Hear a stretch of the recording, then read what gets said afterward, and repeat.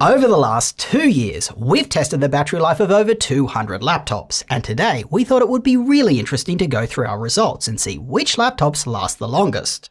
Now, we actually do several different battery tests here. The first two are for performance tasks while unplugged. We check whether the laptop's performance is dropped when running on battery and how quickly its battery is drained during high-performance use. Then for light use, we play a Netflix movie on repeat for 4 hours and we measure how much of the battery was drained. Finally, we do a full battery rundown playing a video on repeat until the laptop dies, and at the end, we note how long it lasted. We are looking to combine these last two tests by the way, but there are some complexities that we're dealing with. Anyway, normally in our videos, we just tell you straight up our conclusions, in this case, which specific laptops last the longest. But after reviewing our top 10 for each test, it was rare that laptops performed consistently well across all of them. Well, except for Apple's MacBooks, of course. Regardless, it isn't as simple as just saying, here's the overall winner. Therefore, Sierra is going to walk you through our top 10 for each test and then at the end summarize what you need to know when picking a laptop for long battery life. Hey folks, it's Sierra. I loaded up a spreadsheet with all our test results from the last 2 years. Our first battle is going to be for those who want performance while unplugged. I immediately sorted from longest lasting to shortest. This is based on how much the battery was drained after running Cinebench on a loop for exactly 30 minutes. This indicates how long a laptop will last on battery if you are maxing out the CPU. We then noticed the following issues with our initial top 10. Some of these laptops last a long time because they perform terribly. These aren't performance machines, so we are only showing laptops that get a Cinebench multi-core score of at least 600. Next, several laptops can't sustain their performance while unplugged. If any laptop drops by 10%, we disqualify them too. Finally, some laptops throttled their performance during our Cinebench 30-minute run. This is a torture test, and some laptops can't keep their processor cool enough for that long. Since very few people are going to do such a task for such an extended period of time, we decided not to disqualify based on this kind of performance drop. The winner of the longest lasting battery for CPU performance is the MacBook Air 15 with M3. Although it only gives you decent multi-core performance, it only drained 9% of its 67 watt-hour battery. If we do some math, it could last up to 5 hours with the CPU being completely maxed out, which is more than you're likely to do. It will be exciting to see how well the M4 Airs do when they come out. Next on our list is the 13-inch version of the same M3 MacBook Air. It doesn't have that larger screen to power, but its battery is a lot smaller at 53 watt-hours.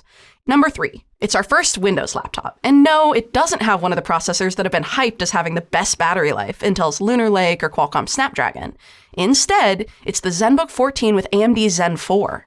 It delivered a noticeably higher Cinebench score when unplugged and only burned 15% of its battery over 30 minutes. Now, part of the reason it does so well is that it has a lower resolution display. Another reason is that it has a larger battery to work with at 75 watt-hours. Our next laptop is the first that is a true performance-focused machine. It's the MacBook Pro 14 with the M3 Pro 11-core chip. It scores a much more impressive 864 when unplugged and only burns 19% of its 70 watt-hour battery. Number 5 is the HP OmniBook X, which does include a Snapdragon X Elite processor. It scores 876 when unplugged and burns 21% of its battery during the torture test. Of our top 10, this is the one we recommend the least, by far. It has an absolutely awful display that we measured at a max brightness of 288 nits. For this class of laptop, 400 is standard. Our remaining top 10 in this order are the older Intel version of the ZenBook 14 we just mentioned, also with that lower resolution display. Then we have a tie between the new MacBook Pro with the base 10-core M4 chip and the older MacBook Pro 14 with the M3 Pro 12-core chip. Both of these delivered a solid score of 1,000 in Cinebench and had 77% of their battery remaining. The M3 Pro 12-core chip doing a bit worse here than its 11-core sibling makes sense because it has one extra performance core to power. This is also why it performs better. Next is the version of the ZenBook 14 that we just mentioned with Intel's older Meteor Lake processor. This time it's the version with the higher resolution screen. It demonstrates what I mentioned earlier, that higher resolution screens drain the battery faster. Our number 10 is the MacBook Pro 16 with the even older M2 Max chip. You might wonder why it lasted longer than the newer M3 Max and M4 Max versions. We think it's mostly due to it having significantly less cores. It has 12 cores versus the 16 in those laptops. This, we feel, outweighs the newer M3 or M4 cores being more efficient. Before we move on to our next battery test, did you know that only 17% of our viewers are subscribed? We want to make better videos for you that include even more devices and even more testing. Becoming a subscriber is something free and easy you can do that will help us grow. Now, let's talk about our next test, which is our first one for light users. We stream a Netflix movie over Wi-Fi for 4 hours and then measure the percentage remaining. The positives of this test are that it actively uses Wi-Fi, making it more realistic to what you might do on your laptop at home.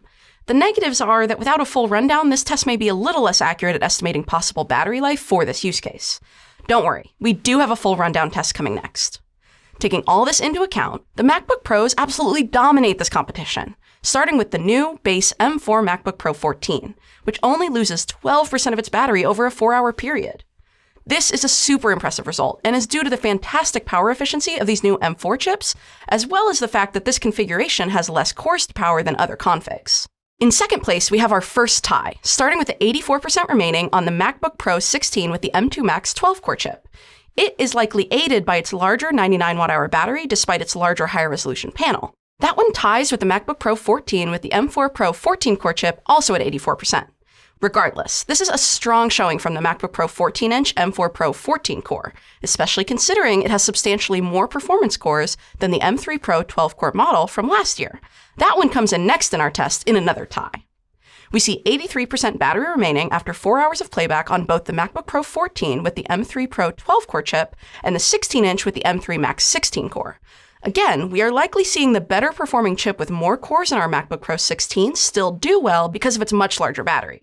The rest of our top 10 is as follows. The MacBook Pro 16 with the M4 Max 16-core chip tying with the MacBook Pro 14 with the M4 12-core chip for 82% remaining. Then we have the ZenBook S14 with Lunar Lake. That processor delivers great battery life, but doesn't perform that well, which is why you didn't see it show up in our performance battery life test. Rounding out our top 10, we see both ZenBook S16s with the 365 and 370 chips from AMD's Zen 5 range. These are processors that are designed for performance users similar to the MacBook Pro and Max chips. What we found throughout our testing is that they are not only more power efficient than comparable Intel chips for performance tasks, but they can also lower their wattage more effectively for light use. This is why they are appearing in our top 10. Now, this final test is one of the newer ones we've implemented at our viewers' request. It plays the same video back on a loop until the battery dies. This is a very light, optimized use case of watching saved content rather than streaming it over Wi-Fi. The closest real-world example would be watching a downloaded movie on a plane while traveling. Our number one for the full battery rundown is MSI's Prestige 13 AI Plus Evo, lasting just over 20 hours on battery. This is a compact and extremely lightweight 13-inch laptop, yet it still includes a high-resolution screen. However, its Lunar Lake processor, aka Core Ultra Series 2, and its large 72 watt-hour battery carry it through to the win here. Note, MSI advertises it at 75 watt-hours, but we measured it lower. In second place is Asus's new VivoBook S14 with another Lunar Lake processor, this time the less powerful Ultra 5 226V. This one lasted about 19.5 hours. This is the first time we are seeing Asus's more budget line make the list instead of their more premium ZenBooks. In third place is Lenovo's older Yoga 7i 2-in-1, a laptop with Intel's lower-powered Meteor Lake or Core Ultra Series 1 U processor. It lasts just over 19 hours. Unlike a lot of the other ones on this list, this laptop can regularly be found around $700 or less. This means it's a great budget pick for light users who want long battery life like students. It is also the only 2-in-1 in this roundup, so you can write notes on it. Next is Asus's ZenBook S14, yet another Intel Lunar Lake laptop lasting almost 19 hours. Our fifth entry in this section is the Yoga Slim 7X with a Snapdragon X Elite processor, lasting just over 17 hours. Its main downside is the fact that its Snapdragon processor requires you to run the ARM version of Windows, which means not every application will be able to run or run well. We still like this laptop a lot, and it goes on pretty great sales, but it's important to understand the risk of a Snapdragon-powered laptop before buying one just for its battery life. Our 6 through 10 looks like this. The MacBook Pro 14 with the M4 Pro 14-core chip, the Lenovo Slim 7i with Lunar Lake, the HP OmniBook Ultra with an AMD Zen 5 processor, the MacBook Pro 14 with the M4 Max 14-core chip, and the base MacBook Pro M4 with the 10-core chip. After taking a look at the results across all of our battery tests and drawing on our knowledge based on the hundreds of laptops we've tested, here's what we've learned. Battery life is a result of the following major factors in a laptop: the power efficiency of the processor, the size of the battery, the screen size, and its resolution. And of course, whether it has dedicated graphics or not. The MacBooks were the most consistent when it comes to excellent battery life. We believe that the M4 series slightly edges out the M3s and M2s. It's hard to tell though, as there are other changes at play like core count and mix of cores between our configurations. The ZenBook range from Asus also did very well, especially for basic tasks. It also highlighted that laptops with lower resolution displays do better, and that Intel's Lunar Lake is the best for light users, as we had ZenBooks with a variety of processors.